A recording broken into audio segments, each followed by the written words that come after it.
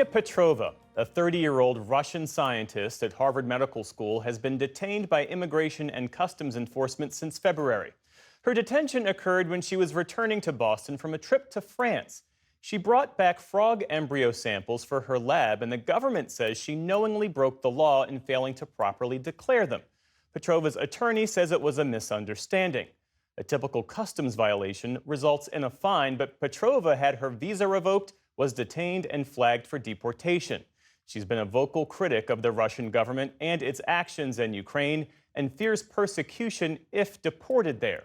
Her case has raised concerns among academics and international scientists about the treatment of foreign researchers in the U.S. under the Trump administration.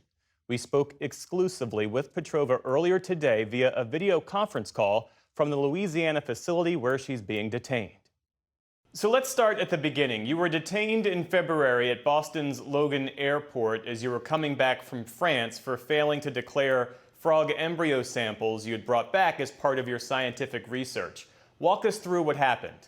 I was stopped in the luggage area and was questioned about CBP officers about my samples which were in my baggage.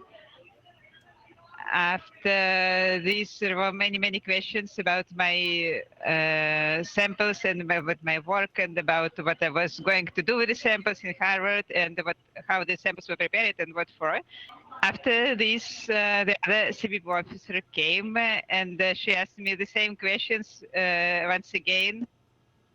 And after she finished her questionnaire, she told me that she is canceling my visa. And after she said me that she is canceling my visa, she asked if I'm afraid to be deported to my home country. I said that yes, I'm afraid. They asked me to ICE. I spent the night in the cell in the airport. And after the next day, they transferred me to jail in Vermont, where I spent another week.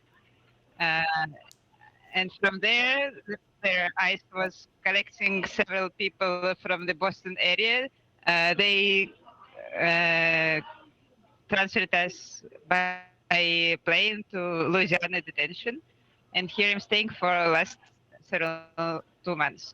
When you said that you were afraid of being deported back to Russia, why? What dangers do you think you might face there? The current political situation in Russia is absolutely terrible. It's really hard to explain to somebody who's never been to Russia, but Putin is an absolute autocrat, and there is no any freedom of speech in Russia. You can't say anything against government. You can't say anything against the war. I wasn't hiding before I flee Russia, and was arrested once. And especially now, after my case became so well known, and my position is very, very well known, I'm afraid that if I come to Russia, I will be arrested. Because we have in Russia special law, if you say something against current war, you will be imprisoned, and you can stay in prison up to 15 years. DHS officials accused you of lying to them when you were returning from France. The statement reads this way: the individual was lawfully detained after lying to federal officials about carrying substances into the country. A subsequent canine inspection uncovered undeclared petri dishes, containers of unknown substances, and loose vials of embryonic frog cells, all without proper permits. Messages found on her cell phone revealed she planned to smuggle the materials through customs without declaring them. She knowingly broke the law and took deliberate steps to evade it. Is any of that consistent with what you know to be true?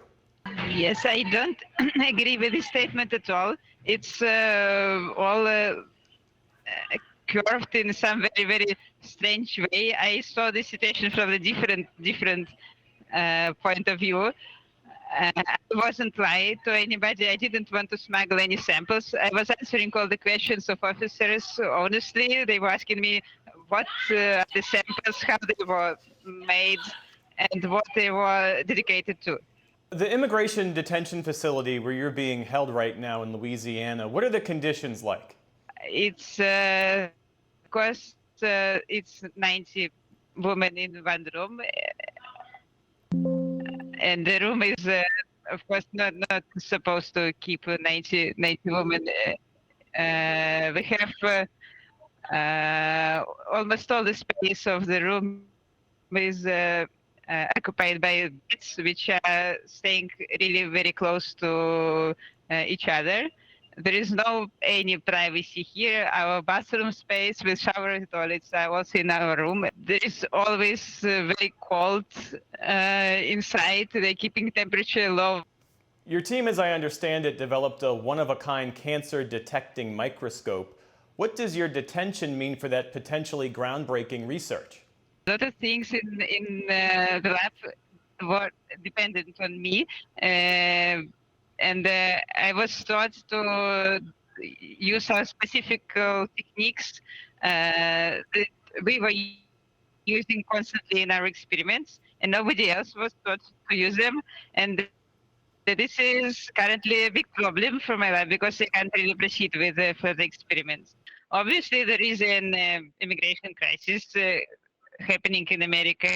And of course, during the crisis, sometimes it's hard to find the right solution right away. That's why I think I'm here, and that's why a lot of other people who, of course, shouldn't be here at all or shouldn't be deported from America are deported. But I'm hoping that the more attention this problem is given from the public and from society, I think the quicker it will be find some solution to this. Ksenia Petrova, thanks again for speaking with me this evening. I appreciate it. Thank you.